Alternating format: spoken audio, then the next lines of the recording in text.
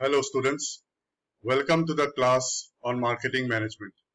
My name is Rishi Chakravarti and I am assistant professor in the Department of Management of Assam Downtown University. Here you will be learning about a very important concept called market targeting.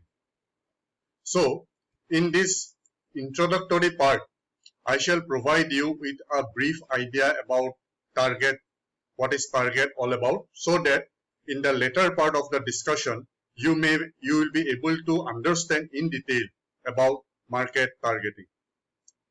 In this introductory part, I would like to say that a company cannot concentrate on all the segments of the market. The company can itself satisfy only limited segments. The segments the company wants to serve are called target market, and the process of selecting the target market is referred as market targeting.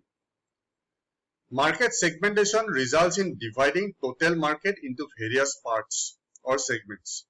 So we have studied market segmentation in the previous lecture videos. So market targeting comes after the segmentation process is over.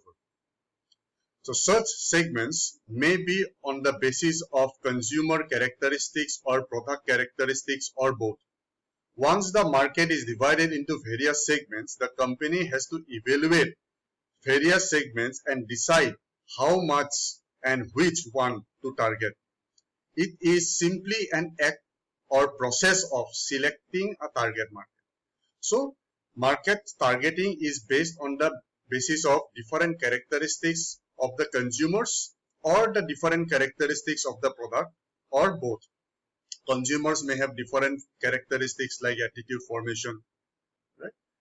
Product may have different characteristics. So after analyzing all this, targeting is done by the company or the marketer.